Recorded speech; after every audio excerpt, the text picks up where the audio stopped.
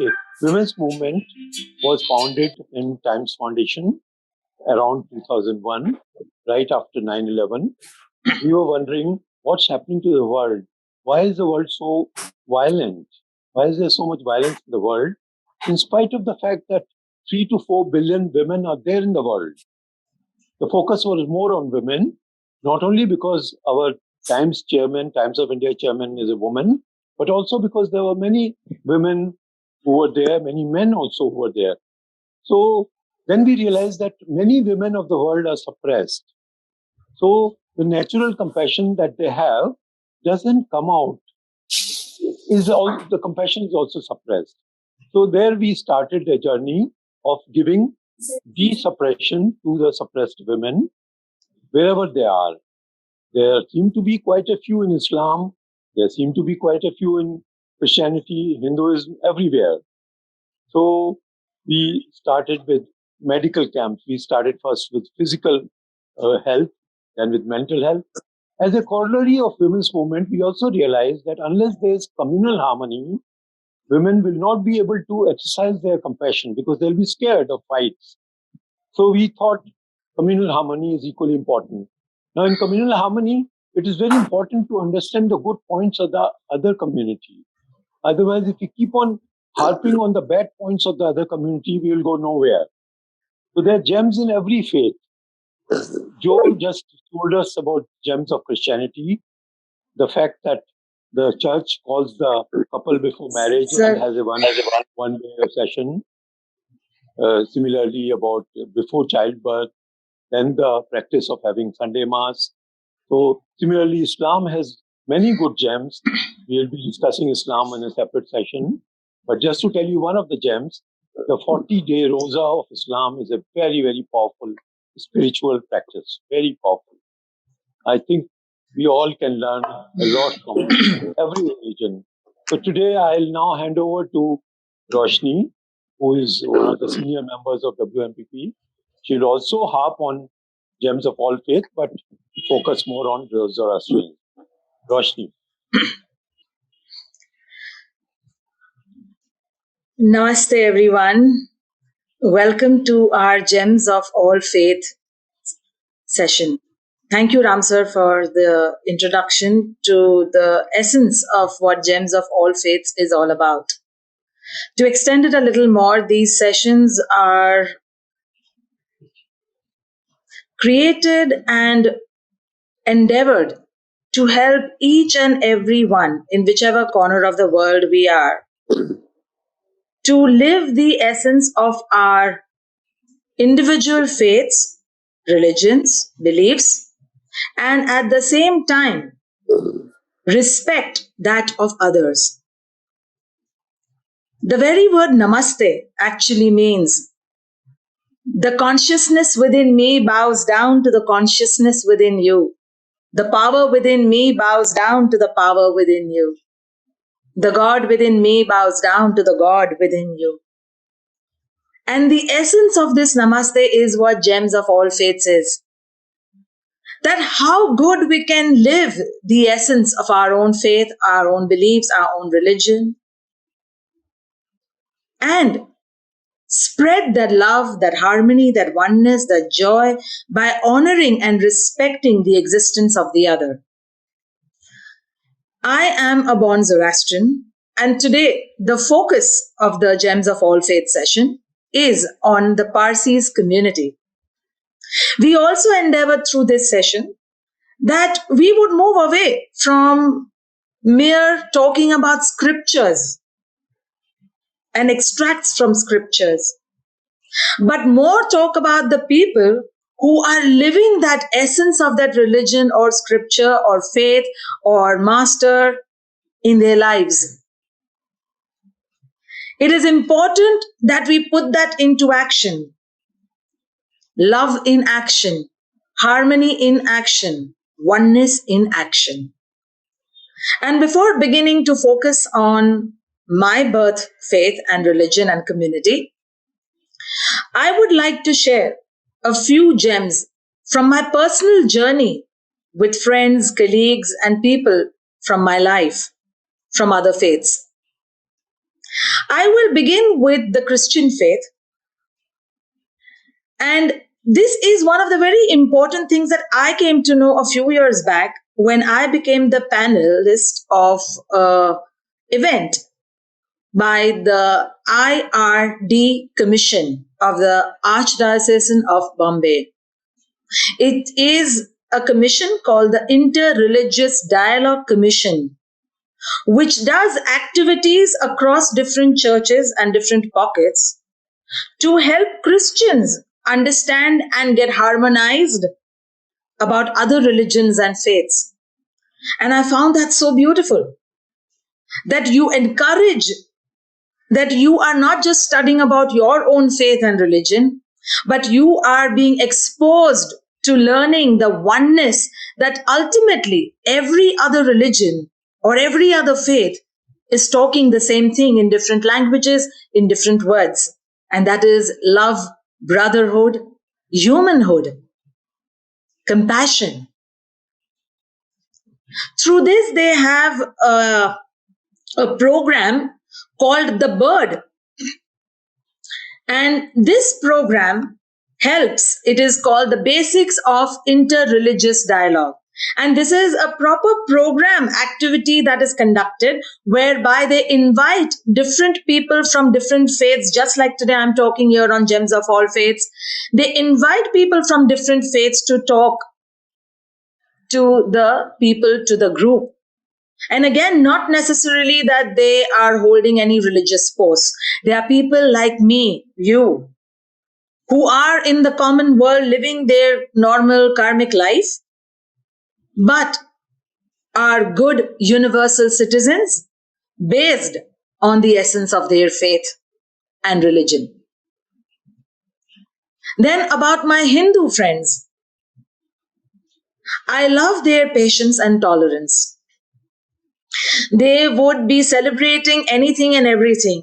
Right now, if I have to count my WhatsApp messages, I would definitely, with the number of people you know, but I could vouch for at least 70% being from my Hindu friends about Merry Christmas. And there is so much of joy. Even with Parsi New Year, even with Jamshedji Navroz, which is just a spring festival of the Parsis. But yet so many of them know, and there is so much of enthusiasm. About my Muslim friends who are forever helping.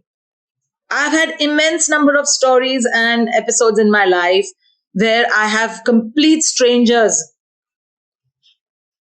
from the Muslim community who have come up like true angels in life, done their work, done their bit, been beside myself, been there with me through that thick thin, and maybe moved ahead.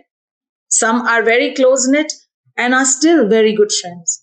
I have a lot of students who are from the community, who are a part of our spiritual group workshops. And their encouragement within to bring that brotherhood, to bring that oneness is equal to what you and I have. Then I'm also a part as an advisory board on one of the biggest Buddhist foundations in India, called the Sanghakaya Foundation. I've been a panelist with them several times. And when I meet the head and when I meet several people who are into Buddhist practices, some of my best friends who are into the Buddhist chanting practice, the amount of patience and calmness that comes across is beautiful. Even if there is a storm around, I will experience that calmness because they are trying to do their best efforts to live what they are practicing. And there are so many and several such gems from many other faiths. And with that, I begin to focus on the gems of our tiny little Parsi community, which though as spoken, as known, dwindling in numbers,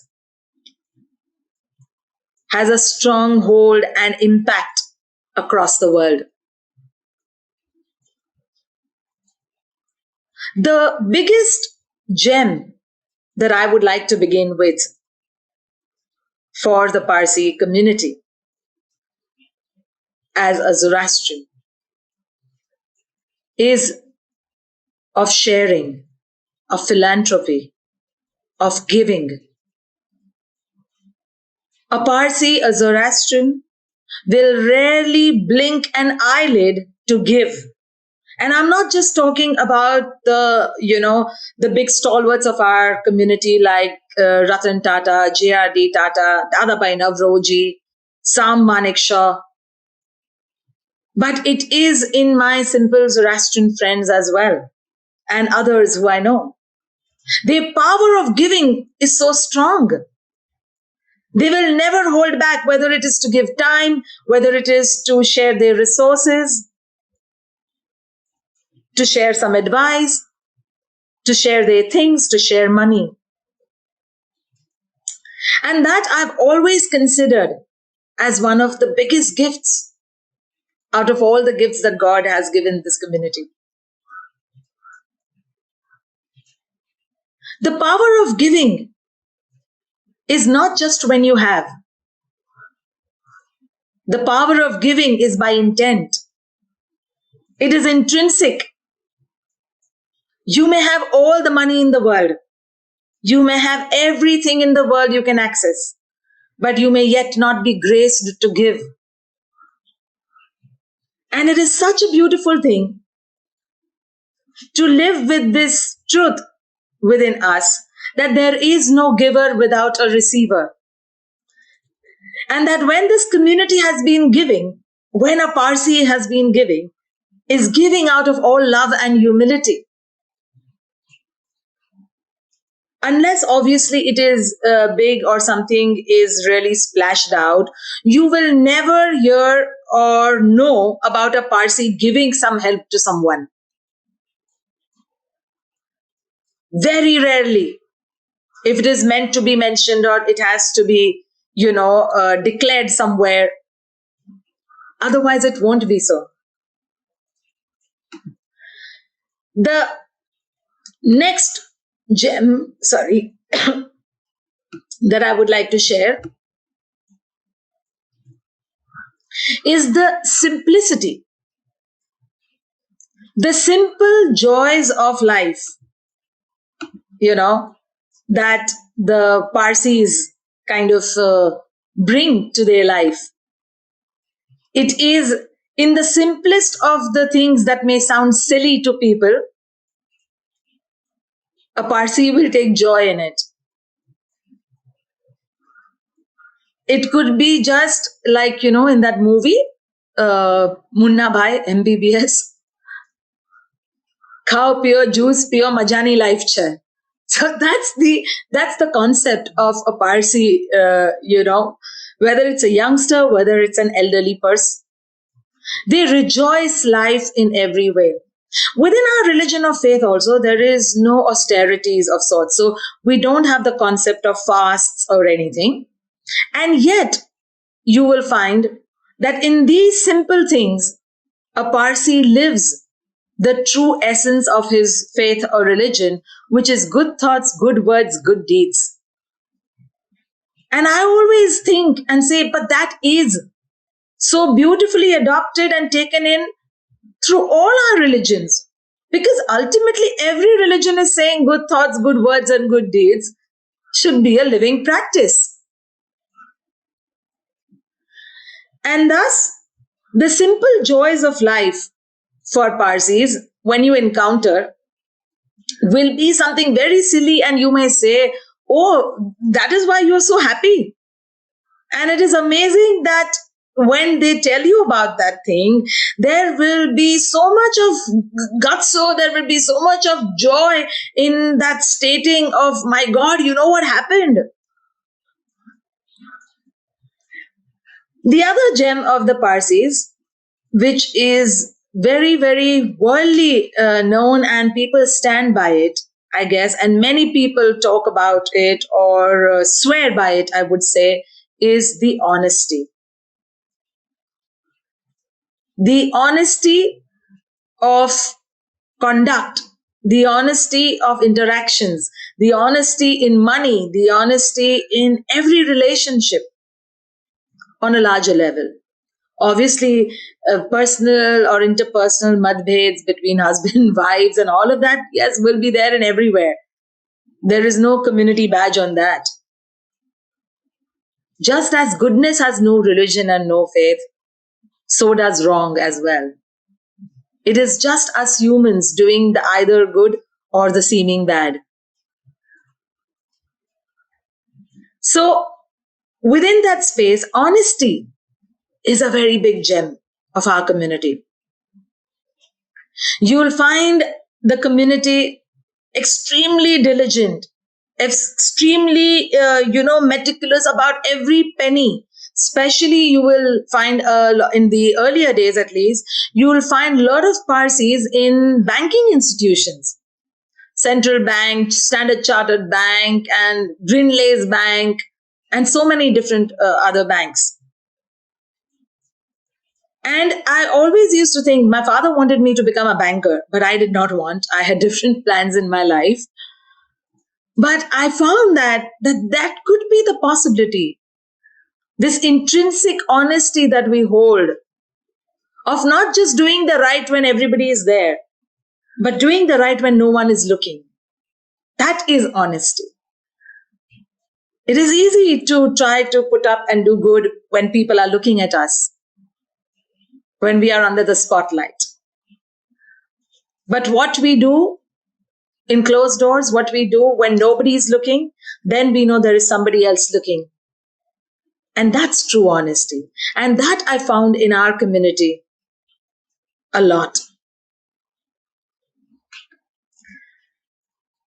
The other gem I found with a lot of, again, Parsis is this slugging, this hard work sometimes gets a little too much. We burn out as well. We take on too many things on the plate. And I found that is, again, another trait of the DNA that I'm born with. And I see that with a lot of my other Parsi friends as well. And sometimes the differentiating factor between hard work and smart work is blurred. And I found our olden times, my father, my uncles, and so many others, my friends' parents, they were extremely hardworking people to an extent that they did not know that the clock had 24 hours. And their diligence to complete something was so high on the barometer that one could not even fathom how are they able to do this.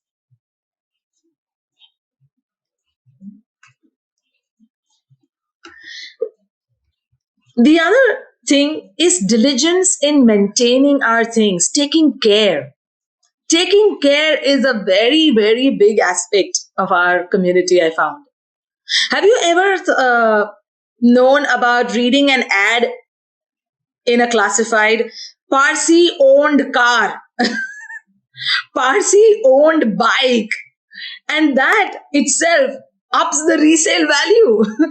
Because that this Parsi man who has his bike, who may be ancient as 20 years old, is still spick and span and looks as if just bought maybe a few months back.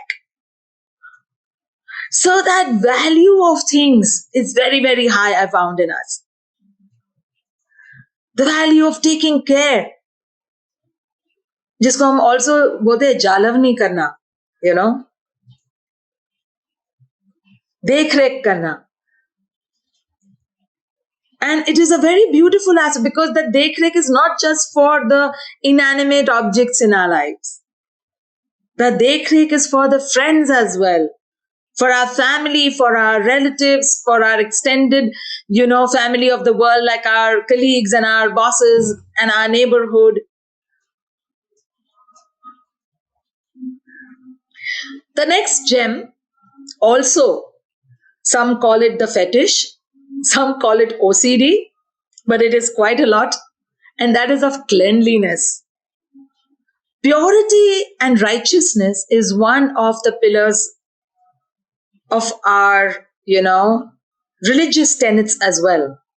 And maybe it is from there we are just born and brought up and wired with this, spick and span जैसे मैंने रखा था वैसा ही होना चाहिए, gets into over perfectionism with a lot of our elders at times. A lot of them have BP as well because maybe the youngsters are not that meticulous. But yes, it is a beautiful gem. And it's not just to keep our houses clean. It is to keep the surroundings clean, to keep our neighborhood clean. You will never, if anybody goes to a Parsi, chawl. I'm born and brought up in a beautiful, simplistic Parsi chawl home in Grant Road in South Mumbai. And the beauty of, taking care of that outside of the house, that little space outside your door and your neighbors is so high even now. Cleaning our space, putting that little rangoli outside the house, which is considered as auspicious. You will never see a Parsi sweeping the kachra out of the house. It will, before you reach the door, it will always be collected into something. It will never be thrown out and then collected. I observed that many a times in my building and with some other friends, parents, doing that earlier. The earlier elder Parsis, like even my mom, very rarely liked a house help to do that. She would want to do it herself. That pleasure and the joy to clean and sweep away all the nonsense from the house, all the kachra, was such a sense of pride for her, such a sense of joy for her.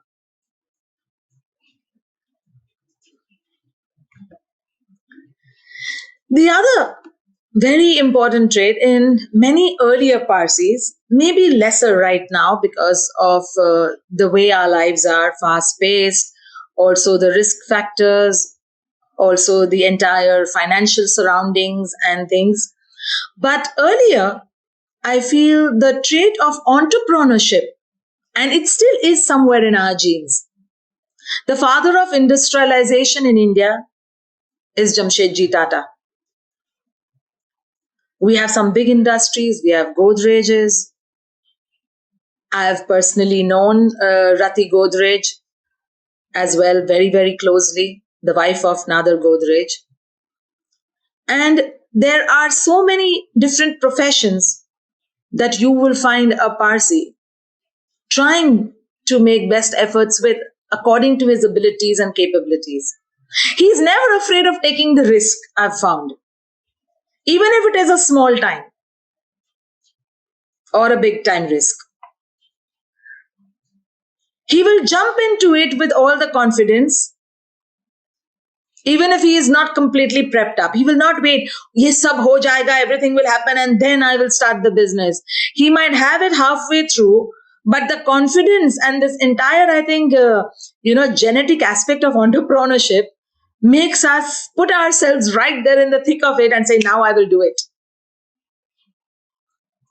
And it is the beautiful part in this entrepreneurship also, where I have seen that Parsi entrepreneur friends, and I've seen when I see the legacy of the Tatas and so on, they give the ownership to the employee, the ownership of that, vision, the ownership of the mission. It's not just the vision and mission of Ratan Tata or JRD Tata or Jamshedji Tata.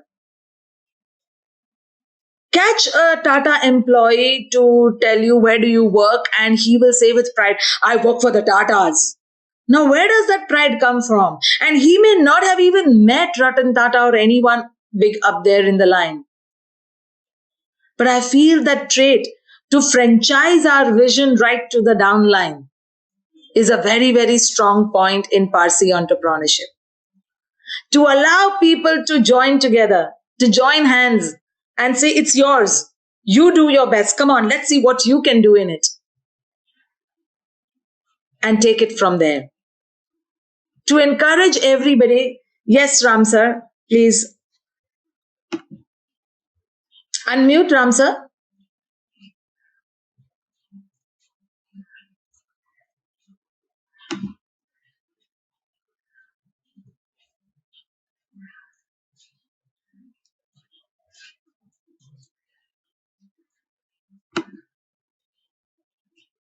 Okay. Yes. Yeah, I'm so happy, Roshni, that today we planned this session. Very frankly, I appreciate a lot of Parsis, including you. But I think today you put them in a very good format, and we all came to know some really wonderful gems of Zoroastrianism. Yeah, and there are quite a few, of course, still left. But can I also urge you to talk about misconceptions about Sure. Parsis? Sure. Because that is also important. Perception and misconception are important part of life. They may not be true, but they have to be addressed, right? Please. Correct.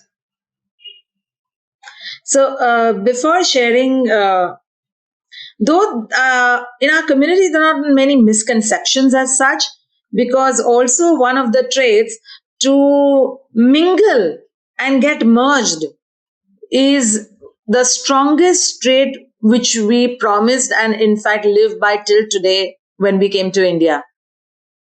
To merge with our surroundings, to force no one to convert, to not convert ourselves into anything by force or oppression, to mix with our surroundings as sugar mixes in milk.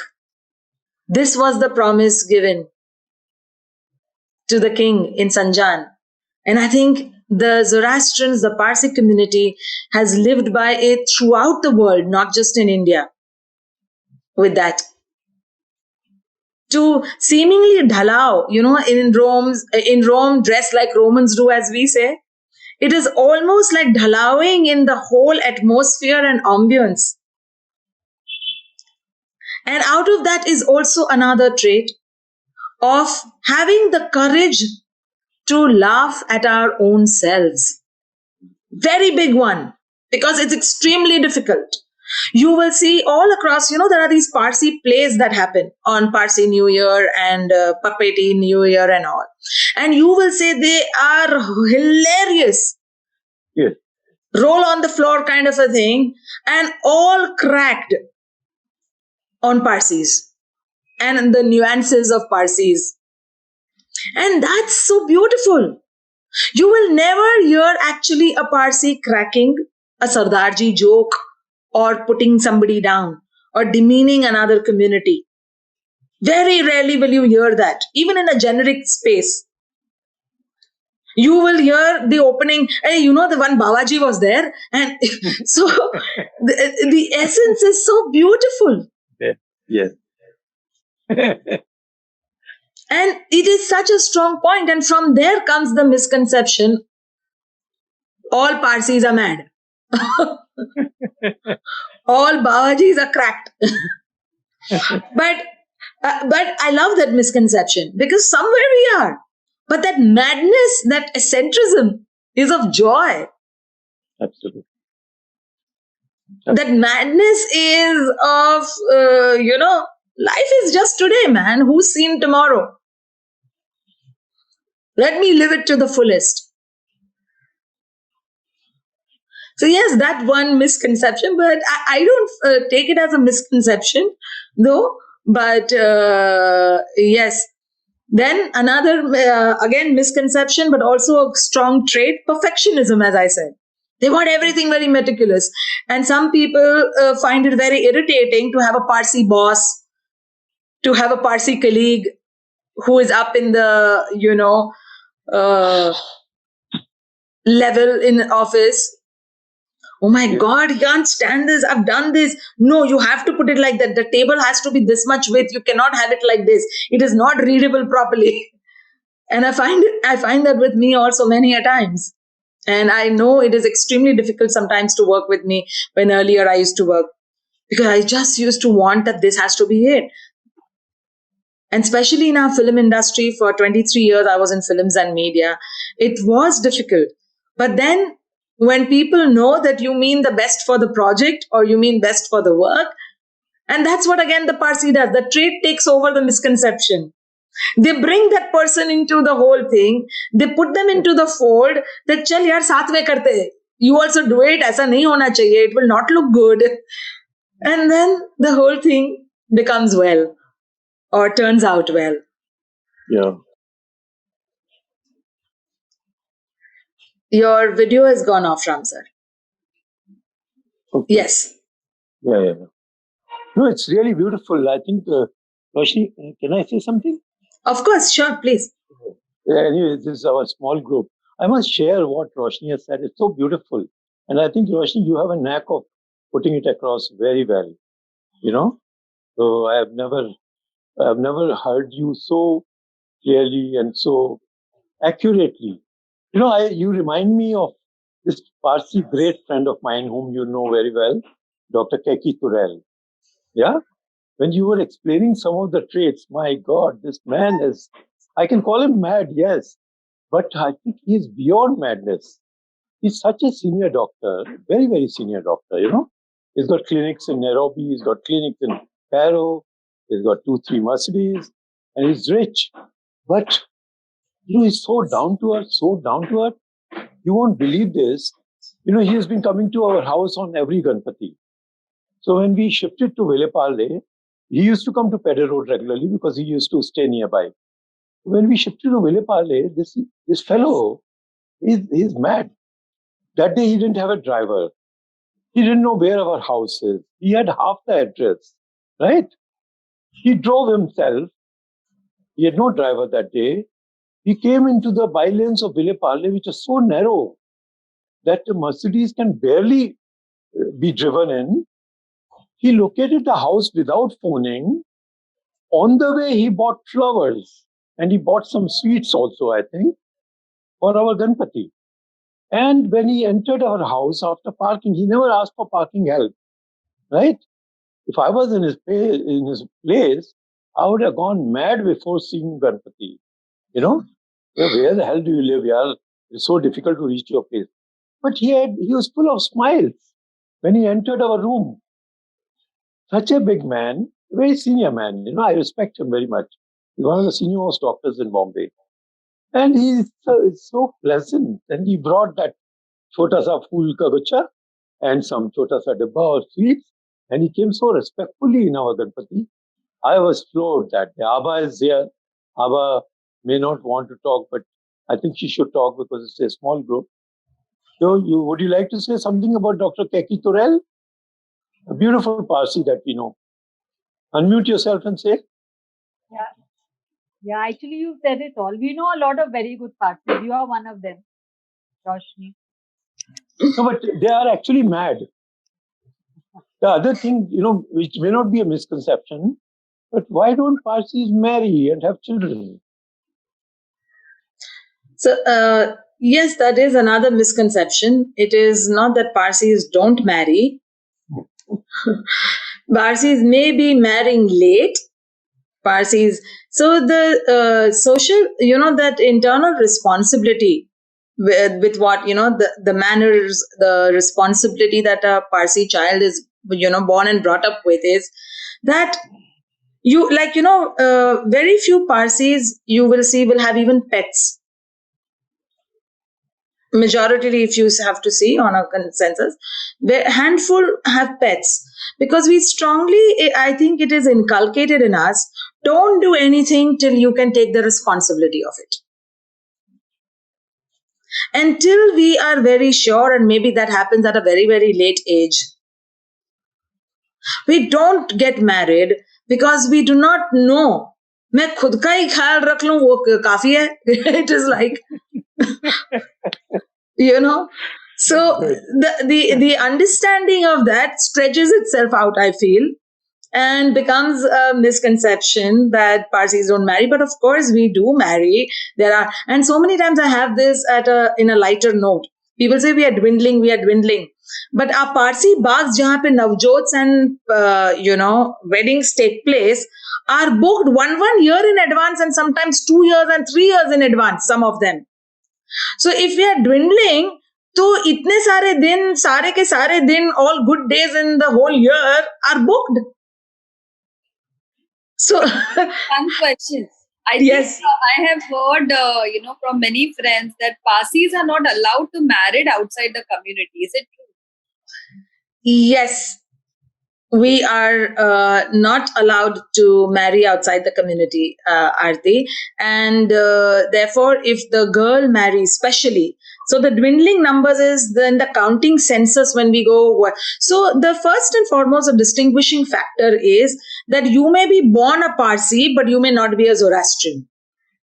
So Zoroastrian you only become by religion when you have your Janoi ceremony, which we call the Navjot. It happens between 7 to 9 years old for girls and sometimes stretches to 10 or so for boys. So only when you are completed with the Navjot ceremony can you be called a Zoroastrian. So the Parsis is a community, Zoroastrianism is the religion. So Zoroastrianism does not allow conversion. That means you do not marry out, nor do you allow anybody to come into your religion. And neither do you convert to another religion through, choice or belief or oppression. But that has gone subjective. People have become more liberated today. There are there are many intercaste marriages that have taken place even in earlier days. But the aspect of retaining the essence. So earlier, when this promise also that there was a lot of atrocities going on. We had, the entire coming from Persia was to escape the persecution. And thereby, when it was already going on in India as well. And thereby, the promise given to the king in India was so that he has more trust and does not think, oh, there is another clan now coming in and they will oppress the people and want people to become like them, So in that promise was given as well of the essence of the religion, that no, we will not convert or force anybody to convert. And we will be among ourselves. And that is how. So there is a lot of contemplation going on, which I wouldn't want to get into, because a woman, when she marries outside the community, she is no more allowed in our religious tenets and, our rituals and because but if a guy marries, then he is allowed. So that discrimination is in contemplation right now. The right people, whoever of the community, I'm sure they are looking into it to see what has to be done. So we will not get into that. We will only be contained in our happy traits of Zoroastrian and Parsis out here. Yes, Ram sir. Yeah. Roshni. Since we are in a smaller group, we can be a little more frank. Oh, am I unmuted? This is going to be uploaded as well, Ram sir. So this is going to go out into the world. Okay. Now, Roshni, just for my knowledge, I think you have enumerated fantastic gems of Zoroastrianism, and I think all of us can understand, appreciate, and even copy them. Some of these traits are very, very powerful, very powerful. Now, another trait I think you did mention is the amount of energy Parsis have. Like this Dr. Turel, again, I'm taking his example. Dr. Master is also similar. The amount of energy they have at the midnight, after 6-8 hours of consultation, they still are as live. And he gives one hour to the midnight patient also who comes to him. 1 hour from 12 to 1. And at an age of 60 plus, Dr. Turel must be now, I think, 69 or 70. So the energy of Parsis is very genetic. Now, Roshni, I wanted to know, out of curiosity, it's not a gem, I wanted to know a little bit of history. That I think Islamic faith drove out the Parsis, right, from Iran. No, they didn't drive out. They chose to run away so that they don't have to convert. So they escaped, convert to Islam. They escaped oppression and atrocities which were being made to convert.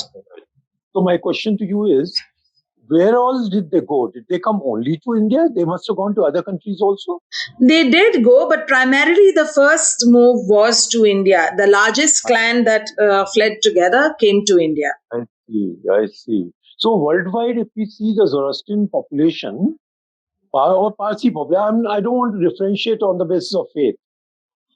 For me, a Parsi is a Parsi. Whether he's done Navjot or not, it doesn't matter. No, correct. I was just stating the differentiation. Let me complete the question. So worldwide, how many Persians, Parsis who came out of Iran about whatever years back, 1,000 years or so, how many of them today are there worldwide? Now, those who came, Ram sir, one wouldn't know, but the total Parsi population, if you ask for, is touted to be around 60,000. Worldwide? Sorry? No. No, not worldwide. In India. Yeah, but what about worldwide? Or we'll have to check, because with the numbers, it keeps getting less. I think there are a lot of Zoroastrians living outside India also, if I'm not Yes. Joe, can you throw some light? So, no. Joe? So, I'm just reading to 2012 census, which states about India 61,000. Right. 15 to 25,000 in Iran, about 14,405 in United States, about 16,400 odd in Canada, 5,500 in UK, about 2,500 in Australia, 1,900 in different Arab states and the Persian Gulf, 1,675 in Pakistan. Okay. Now, can I ask you a question on that? Yes. Yeah, my question then will be that originally they all started from Iran, right? Yes. The numbers you told will total up to something like 1 lakh. Yes. Worldwide. Yes. So originally there were many more in Iran. So there's a high level of depletion of the total population, isn't it? Yes. Am I right? Yes. Is it a misconception? Yes, there is, because as I said that there have been a lot of this counting is based on every woman who marries as an outcast or to another interfaith marriage, and she's not counted in the census. Neither are her children counted in the census. No, Roshani, my question is deeper. My question indicates that Parsis don't like to have many children. Many Parsis don't even marry. And they will have probably one child or two child. Is it correct? Yes, that is correct. As I said, I feel it is due to that intrinsic aspect of responsibility, as I was telling earlier. That is very deeply ingrained. The fear of responsibility, let me put as, rather. So that makes us that whatever I have little, I might as well give the best to one child than, not be able to give my best to 2 children or 3 children. But there are a lot of my friends, at least in my age group, I know almost 60-70% of them have more than one child. Some have 2, some have even 3. And in earlier times, for example, if I have to see my grandparents and my other friends, their parents, they all were almost 4 siblings, 5 siblings, 8. Like my mother's side, there are 7-8 siblings. My father's side, there are 6 siblings. So the earlier Parsis, that differentiating factor from want and need, I found as another very big gem in our community. I'll just say, I think we are. Yes, we have to close. Yes. But I'll just say another thing. You may count it as a misconception. There's a beautiful genetic code that you guys have, right? There are hardly any negative points. There are all so many positive points. But it's a pity that this gene is depleting. I don't know whether I've crossed the boundary. No, that is not. I just feel that may we, thrive. May each one, know with their own personal responsibility, want to contribute and, have the community flourish. And the question of the biggest trait I would want to end with, that the question is not of the quantity. The question and the thing that we have always stood ground to is the quality of the community. And even if that we are a handful, puri dunya pe bhari pade kind of a thing, of that amount of work has been done by the community, and I've had the pleasure of working with some of the this generation stalwarts, from Shamak Davar to Baman Irani to Parizad Zorabian, who are personally known and close to my life. And it has been a pleasure, it has been an honor and privilege to know them, to see and learn something from their lives. And this tenacity, this fortitude to standing ground, to believing in the truth, to stand up for your truth, to live your truth, all of these are very, very beautiful, traits that we have stuck by, even if we have been dwindling in numbers. My comment, though sounds a little crude, but good genes must be preserved and must be expanded. Because if you have just one or two brilliant people in the city, that's not enough. If they can create their genetic code in more numbers, it will help the society. I'm yet to meet a Parsi who is dishonest. It's such a fantastic gem. Why should you deplete in numbers? You should find a way to increase numbers. Yes, I know pray. Quantity is not everything, but I think quantity makes a difference. Big difference. It definitely does, Ram sir. It definitely does. And also this is like the rare species which are just going away. No?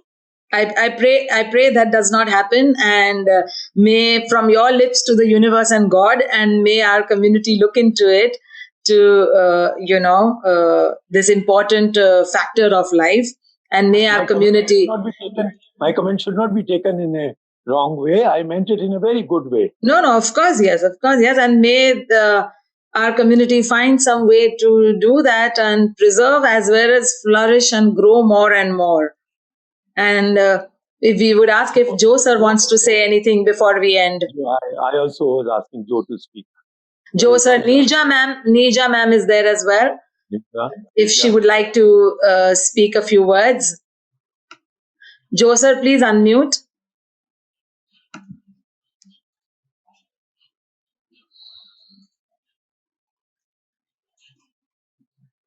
Joe and then Neerja. Roshani, hello. Yes, sir. Hi. No, sir. Roshani, this was extremely well put, succinct, and gave us tremendous insight. Thank you very, very much. I really appreciated that. We'll be in touch with you. My granddaughter is a Zoroastrian. Oh. Wow. There you are. Okay. There you are. Is she part of the census or not? Yes, she is. Just now we are living with the Zoroastrian family in great joy and celebrating Christmas in grand style. Great. Even now. Great. Thank you, Joe. Thank you. And Neerja? Thank you. Thank you, Joe. Sir. Thank you, sir. Neerja? Neerja ma'am, we would like you to speak a few words. Kindly unmute.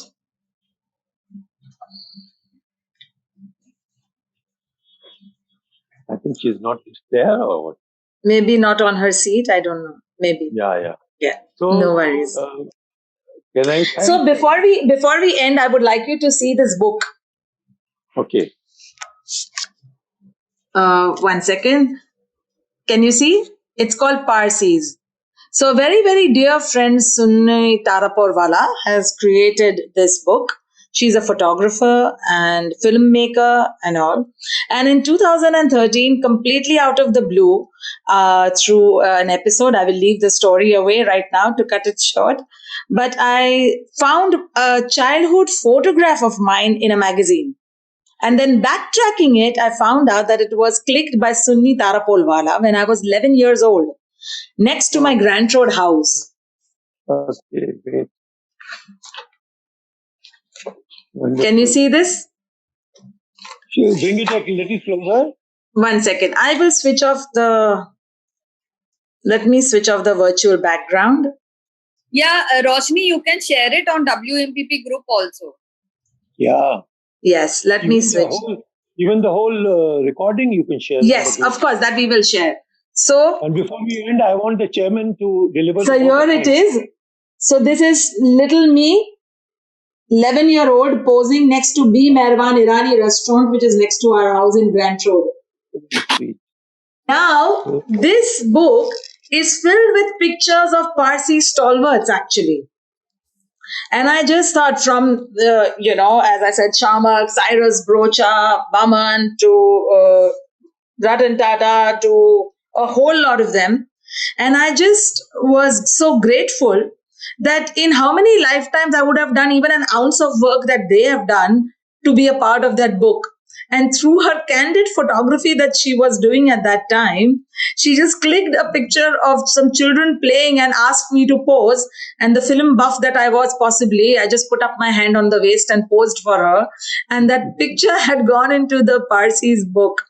And it is an honor and privilege to be a part of this book. And I think for generations of my cousins and nephews and nieces, I would hold that so high in my heart.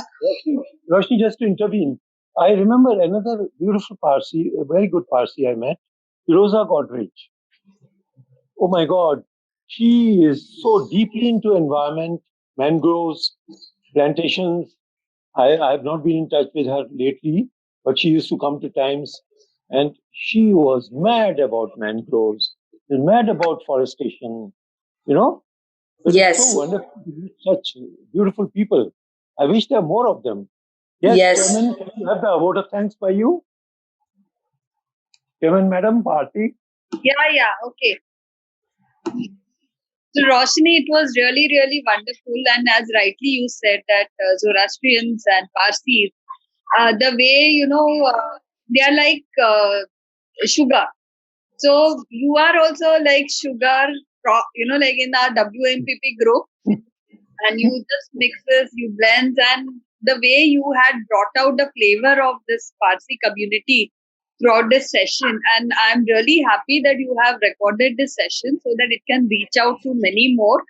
And I'm looking forward for such more enlightening sessions by you and also, like on our WMPP forum, because I think this is somewhere the, idea and vision of Ram sir, that we all need to leave aside all our differences. In fact, our differences are only making us so beautiful. We have to accept our differences and we have to accept, all different ways and means and the cultural language and food, especially. We all enjoy, each other's cuisines. So there's so much to learn from each other, and let's, hope for a better society, a sustainable society where we accept everyone and not expect too much from, everyone. So thank you so much, Roshani. It was really, really wonderful session. Thank you so much. Thank you, Aarti. Just to add to what Aarti said, we plan to have one session of Gems of Faith per month. We can repeat the faiths also. Next session, we are planning for Hinduism. Aarti can do that as well. Aarti is not a good Hindu. I'm trying to be a good human being. So, there was this beautiful, one of the IRD commission sessions which was there at the Mahim Church in solidarity of the event, of the massacre that took place in Sri Lanka a few years back. So there was a solidarity meet. And different people from different faiths were there on the panel. And in my little talk, I said a verse and stanza from different faiths.